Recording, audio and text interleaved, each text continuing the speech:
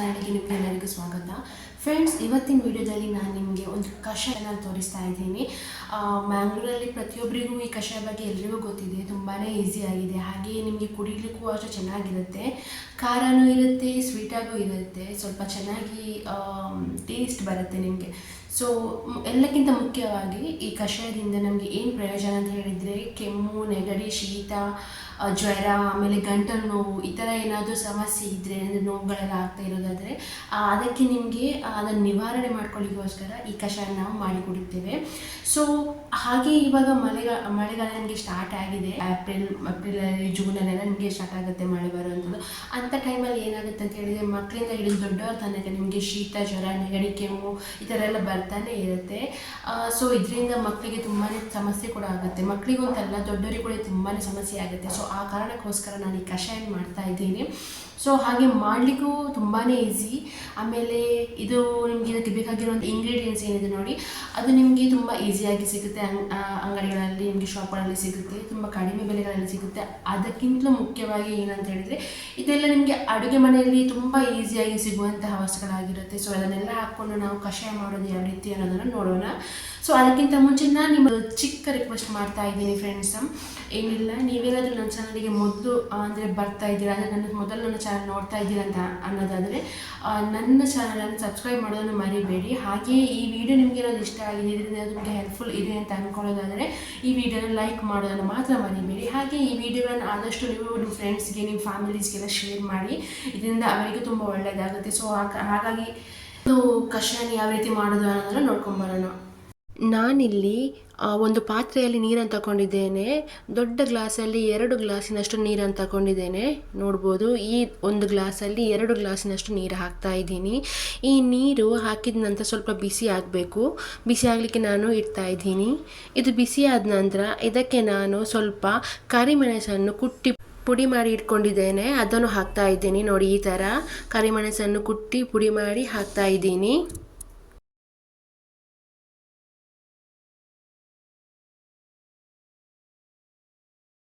ಇವಾಗ ನಾನು ಇದಕ್ಕೆ ಜಜ್ಜಿರುವಂತಹ ಬೆಳ್ಳುಳ್ಳಿ ಹಾಕ್ತಾ ಇದ್ದೀನಿ. ಚಿಕ್ಕದು ಆಗಿದ್ದರೆ ಅದನ್ನು 3-4 ಬೆಳ್ಳುಳ್ಳಿನ ಹಾಕ್ಬೋದು, ದೊಡ್ಡದಾಗಿದ್ದರೆ 2 ಸಾಕಾಗುತ್ತೆ. ಇದನ್ನು ಜಜ್ಕೊಂಡು ಹಾಕ್ತಾ ಇದ್ದೀನಿ ನಾನು. ಸಿಪ್ಪೆ ಸಮೇತ ಹಾಕ್ಬೋದು, ಯಾವುದೇ ಇದರಿಂದ ಪ್ರಾಬ್ಲಮ್ ಆಗೋದಿಲ್ಲ. ಇವಾಗ ನಾನು ಶುಂಠಿಯನ್ನು ತಗೊಂಡಿದ್ದೇನೆ, ತೊಳೆದಿಟ್ಟು ಸಿಪ್ಪೆ ಸಮೇತ ಜಜ್ಕೊಂಡು ಹಾಕ್ತಾ ಇದ್ದೀನಿ. ಈ ಥರ ಹಾಕ್ಕೊಂಡು ಸ್ವಲ್ಪ ಕುದಿ ಬರಲಿಕ್ಕೆ ಬಿಡಬೇಕು. ಇದಾದ ನಂತರ ನಾನು ಇದಕ್ಕೆ ಈರುಳ್ಳಿಯನ್ನು ಕಟ್ ಮಾಡಿ ಎಲ್ಲ ಜಜ್ಕೊಂಡು ಹಾಕ್ತಾ ಇದ್ದೀನಿ. ಜಜ್ಕೊಂಡು ಆದರೆ ಅದರ ಏನು ಸತ್ವ ಇದೆ ಅದೆಲ್ಲನೂ ನಮಗೆ ನೀರಲ್ಲಿ ಚೆನ್ನಾಗಿ ಬಿಟ್ಬಿಡುತ್ತೆ ಬಿಸಿಯಾಗಿರುವ ಕುದಿಯುವಾಗ. ಸೊ ಆ ಕಾರಣಕ್ಕೋಸ್ಕರ ಜಜ್ಕೊಂಡು ಹಾಕ್ತಾ ಇದ್ದೀನಿ. ಈ ಥರ ಜಜ್ಕೊಂಡು ಹಾಕಿ ಇದನ್ನು ಚೆನ್ನಾಗಿ ಸ್ವಲ್ಪ ಹೊತ್ತು ಕುದಿ ಬರಲಿಕ್ಕೆ ಬಿಡಬೇಕು. ಇಲ್ಲಿ ನಾನು ಶುಂಠಿ ಬಗ್ಗೆ ಹೇಳೋದಾದರೆ, ಶುಂಠಿ ನೀವು ಹಸಿ ಶುಂಠಿ ಬೇಕಾದರೂ ಹಾಕ್ಬೋದು, ಇಲ್ದಿದ್ರೆ ಒಣ ಶುಂಠಿ, ಅದಕ್ಕೆ ನಾವು ತುಳುವಿನಲ್ಲಿ ಕಪ್ಪಲ್ ಶುಂಠಿ ಅಂತಲೂ ಕರಿತೇವೆ. ಸೊ ಹಸಿ ಶುಂಠಿ ಕೂಡ ಹಾಕ್ಬೋದು, ಇಲ್ದಿದ್ರೆ ಒಣ ಶುಂಠಿ ಆದರೂ ಹಾಕ್ಬೋದು.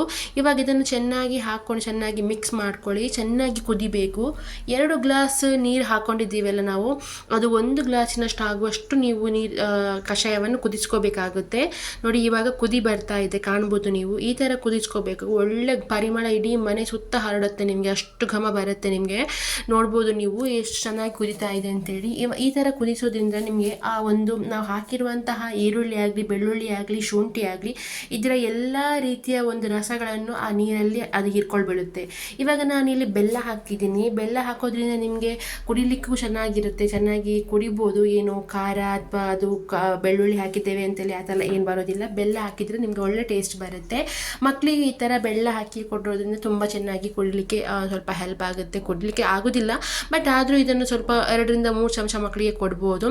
ಹಾಗೆ ಇನ್ನೊಂದು ಏನಪ್ಪ ಅಂತ ಹೇಳಿದ್ರೆ, ಸಕ್ಕರೆಗಿಂತ ಬೆಲ್ಲನೇ ತುಂಬಾ ಬೆಸ್ಟ್ ಅಂತ ಹೇಳ್ಬೋದು. ಸಕ್ಕರೆ ಹಾಕೋಕ್ಕಿಂತ ಬೆಲ್ಲ ಹಾಕೋದ್ರೆ ತುಂಬ ಒಳ್ಳೆ ಚೆನ್ನಾಗಿ ಟೇಸ್ಟ್ ಬರುತ್ತೆ, ಪರಿಮಾಣ ಬರುತ್ತೆ, ಕುಡಿಯೋಕ್ಕೂ ತುಂಬಾ ಚೆನ್ನಾಗಿರುತ್ತೆ. ಸೊ ಈ ರೀತಿ ನೀವು ಮಾಡಿ ಕುದಿಸಬೇಕು. ನೋಡಿ, ಇವಾಗ ಕುದಿ ಬರ್ತಿದೆ ನೋಡಿ. ಇವಾಗ ತುಂಬ ಆವಿಯಾಗಿದೆ ನೀರು, ನೀವು ಕಾಣ್ಬೋದು. ಇವಾಗ ಆಲ್ಮೋಸ್ಟು ಇದು ನಿಮಗೆ ನಾವು ಮಾಡಿರುವಂಥ ಕಷಾಯ ರೆಡಿಯಾಗಿದೆ. ಸೊ ಇವಾಗ ನಾನೇನು ಮಾಡ್ತೇನೆ ಅಂತ ಹೇಳಿದರೆ, ಇದನ್ನು ಒಂದು ಗ್ಲಾಸಿಗೆ ಸೋಸ್ಕೊಳ್ತಾ ಇದ್ದೇನೆ. ನೀವು ನೋಡ್ಬೋದು ಇಲ್ಲಿ ನೋಡಿ, ಈ ಥರ ಸೋಸ್ಕೊಳ್ತೀನಿ. ಇದರ ಬಣ್ಣ ನೀವು ನೋಡ್ಬೋದು, ತುಂಬ ಚೇಂಜ್ ಆಗಿದೆ, ಕಲರ್ ಚೇಂಜ್ ಆಗಿದೆ ನಿಮಗೆ. ಸೊ ಈ ರೀತಿ ನೋಡಿ ಬರುತ್ತೆ. ಕುಡಿಲಿಕ್ಕೂ ಅಷ್ಟೇ ಚೆನ್ನಾಗಿರುತ್ತೆ. ತಣ್ಣಗಿರುವಾಗ ಕುಡಿಲಿಕ್ಕೆ ಹೋಗಬೇಡಿ, ಬಿಸಿ ಬಿಸಿಯಾಗಿರುವಾಗಲೇ ಕುಡಿಬೇಕಾಗುತ್ತೆ ನೀವು. ನೋಡಿ, ಇಲ್ಲಿ ಇದು ರೆಡಿಯಾಗಿದೆ.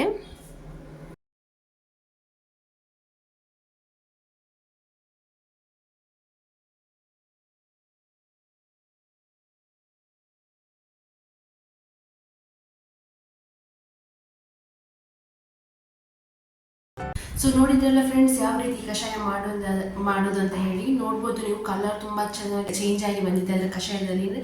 ಹಾಗೆ ಇನ್ನೊಂದು ಏನಪ್ಪ ಅಂತ ಹೇಳಿದರೆ, ಇದರಲ್ಲಿ ನಿಮಗೆ ಯಾವುದೇ ರೀತಿಯ ಸೈಡ್ ಎಫೆಕ್ಟ್ಸ್ ಇರೋದಿಲ್ಲ. ಆರಾಮವಾಗಿ ಮಕ್ಕಳಿಂದ ಹಿಡಿದು ದೊಡ್ಡ ತನಕ ಆರಾಮಾಗಿ ಕುಡಿಬೋದು. ಖಾರ ಇರುತ್ತೆ. ಸೊ ಮಕ್ಕಳಿಗೆಲ್ಲ ತುಂಬಾ ಖಾರ ಕುಡಿಯೋದು ಅಂತ ಹೇಳಿದರೆ ಅಷ್ಟಕ್ಕಷ್ಟೇ ಕುಡಿಯೋದೆಲ್ಲ, ಯಾರು ರೆಡಿನೂ ಇರೋದಿಲ್ಲ. ಸೊ ಅದಕ್ಕೋಸ್ಕರ ಬೆಲ್ಲ ಹಾಕ್ತೀವಿ. ನೀವು ಬೆಲ್ಲ ಬೇಕಿದ್ರೆ ಹಾಕ್ಬೋದು, ಬೇಡ ಅಂತ ಸ್ಕಿಪ್ ಮಾಡ್ಬೋದು. ಬಟ್ ಬೆಲ್ಲ ಹಾಕೋದ್ರಿಂದ ಒಳ್ಳೆ ಟೇಸ್ಟ್ ಬರುತ್ತೆ. ಸಕ್ಕರೆಗಿಂತ ಬೆಲ್ಲನೇ ತುಂಬಾ ಬೆಸ್ಟ್ ಅಂತ ಹೇಳ್ಬೋದು. ಸೊ ಇನ್ನೊಂದು ಏನಂತ ಹೇಳಿದರೆ, ನಿಮಗೆ ಇದನ್ನು ಕುಡಿಯೋದು ಯಾವ ರೀತಿ ಅಂತ ನೀವು ಕೇಳೋದಾದರೆ, ಇದನ್ನು 3 ಡಿವೈಡ್ ಮಾಡಿ, ಅಂದರೆ ಬೆಳಿಗ್ಗೆ, ಮಧ್ಯಾಹ್ನ ಮತ್ತು ಸಂಜೆ. ಸಂಜೆ ಕುಡಿಯೋದ್ರಿಂದ ರಾತ್ರಿ, ಸಂಜೆಗಿಂತ ನೀವು ರಾತ್ರಿ ಕುಡಿಯೋದೇ ಬೆಸ್ಟ್ ಅಂತ ಹೇಳ್ಬೋದು. ಊಟ ಎಲ್ಲ ಆದ ನಂತರ ಮಲಗೋದಕ್ಕಿಂತ ಮುಂಚೆ ಇದನ್ನು ಕುಡಿದು ಬಿಸಿ ಅಂದರೆ ನಿಮ್ಗೆ ಎಷ್ಟು ಬಿಸಿ ಕುಡಿಲಿಕ್ಕೆ ಆಗುತ್ತೆ ನೋಡಿ, ಅಷ್ಟು ಬಿಸಿಯಾಗಿ ಇರಬೇಕದು. ಅದನ್ನು ಕುಡಿದು ಆಮೇಲೆ ಬೆಡ್ಶೀಟನ್ನು ಕವರ್ ಮಾಡಿಕೊಂಡು ಮಲಕೋಬೇಕಾಗುತ್ತೆ. ಇಲ್ಲದೆ ತಣ್ಣಗೆ ಕುಡಿಯೋದ್ರಿಂದ ಅದು ನಿಮಗೆ ಅಷ್ಟೊಂದು ರಿಸಲ್ಟ್ ಬರೋದಿಲ್ಲ. ತಣ್ಣಗೆ ಬಿಸಿಯಲ್ಲಿ ಕುಡಿಯೋದ್ರಿಂದ ನಿಮ್ಗೆ ಒಳ್ಳೆ ರಿಸಲ್ಟ್ ಬರುತ್ತೆ. ಸೊ ಇದನ್ನು ದಿನದಲ್ಲಿ ಒಂದು 3 ಬಾರಿ ಅದು ನೀವು ಕುಡ್ಕೋಬೇಕಾಗುತ್ತೆ. ಸೊ ಈ ಥರ ಮಾಡೋದ್ರಿಂದ ನಿಮಗೆ ನಿಮ್ಮ ಗಂಟಲಿನಲ್ಲಿ ಆಗುವಂಥ ಕಿಚಕಿಚ ಆಗಿರ್ಬೋದು, ಅಥವಾ ನಿಮಗೆ ಕೆಮ್ಮು, ಶೀತ ಅಥವಾ ನೆಗಡಿ, ಜ್ವರ ಮತ್ತು ಗಂಟಲ ನೋವು, ಈ ಹಾಡು ಆಡೋರಿಗೆಲ್ಲ ಗಂಟಲ ನೋವು ಇರುತ್ತೆ. ಸೊ ಅಂಥವರಿಗೆಲ್ಲ ಈ ಕಷಾಯ ಮಾಡಿ ಕುಡಿಯೋದು ತುಂಬಾ ಒಳ್ಳೆಯದಾಗುತ್ತೆ. ಹಾಗೆಯೇ ಇನ್ನೊಂದು ಏನಪ್ಪ ಅಂತ ಹೇಳಿದರೆ, ಇದನ್ನು ನೀವು ಕರಿಮೆಣಸು, ಬೆಳ್ಳುಳ್ಳಿ, ಶುಂಠಿ ಕಡಿಮೆ ಪ್ರಮಾಣದಲ್ಲಿ ಹಾಕ್ಕೊಳ್ಳಿ, ಜಾಸ್ತಿ ಹಾಕೋಕೆ ಹೋಗಬೇಡಿ, ತುಂಬ ಹೀಟ್ ಇರುತ್ತೆ. ಸೊ ಆ ಕಾರಣಕ್ಕೋಸ್ಕರ. ಆಮೇಲೆ ಇನ್ನೊಂದು ಏನಂತ ಹೇಳಿದ್ರೆ, ನಾನು ಆಗಲೇ ಅಲ್ಲಿ ವಿಡಿಯೋದಲ್ಲಿ ತೋರಿಸಿದೆ ನಿಮಗೆ, ಶುಂಠಿ, ಹಸಿ ಶುಂಠಿ ಅಥವಾ ನಿಮಗೆ ಒಣಶುಂಠಿಗೆ ನಿಮಗೆ ತುಳುವಿನಲ್ಲಿ ಹೇಳೋದಂತೆ ಕಪ್ಪಲ್ ಶುಂಠಿ ಅಂತ ಹೇಳ್ತಾರೆ. ಸೊ ನೀವು ಕಪ್ಪಲ್ ಶುಂಠಿ ಬೇಕಾದರೂ ಹಾಕ್ಬೋದು, ಅಥವಾ ಒಣಶುಂಠಿ, ಹಸಿ ಶುಂಠಿ ಬೇಕಾದರೂ ಹಾಕ್ಬೋದು.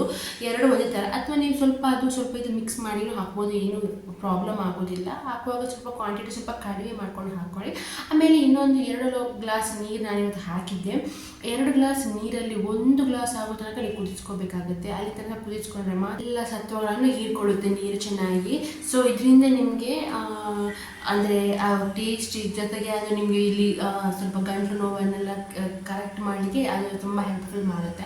ಸೊ ಈ ವಿಡಿಯೋ ನಿಮಗೆ ಇಷ್ಟ ಆಗಿದೆ ಅಂತ ಅಂದ್ಕೊಳ್ತೀನಿ. ಇಷ್ಟ ಆಗಿದೆ ಲೈಕ್ ಮಾಡಿ. ಹಾಗೆ ನನ್ನ ಚಾನಲ್ಗೆ ನೀವೇನಾದರೂ ಹೊಸಬರಾಗಿದ್ದರೆ ಸಬ್ಸ್ಕ್ರೈಬ್ ಮಾಡೋದನ್ನು ಮಾತ್ರ ಮರಿಬೇಡಿ. ಸೈಡಲ್ಲಿ ಬರುವಂತಹ ಬೆಲ್ ಬಟನನ್ನು ಪ್ರೆಸ್ ಮಾಡಿ. ಇದರಿಂದ ನಾನು ಯಾವುದೇ ವಿಡಿಯೋ ಅಪ್ಲೋಡ್ ಮಾಡಿದರೆ ತಕ್ಷಣ ನಿಮಗೆ ಅದರ ನೋಟಿಫಿಕೇಶನ್ ಬರುತ್ತೆ. ಹಾಗೆಯೇ ನನ್ನ ಈ ವಿಡಿಯೋ ನಿಮಗೆ ಇಷ್ಟ ಆಗಿದ್ದರೆ ಲೈಕ್ ಮಾಡಿ, ಹಾಗೆಯೇ ಶೇರ್ ಮಾಡಿ. ನಿಮಗೇನಾದರೂ ನನ್ನ ಹತ್ರ ಹೇಳಬೇಕು ಅಂತ ಅನಿಸಿದರೆ ನೀವು ನನಗೆ ಕಮೆಂಟ್ ಮಾಡಿ ಕೂಡ ತಿಳಿಸ್ಬೋದು ಫ್ರೆಂಡ್ಸ್.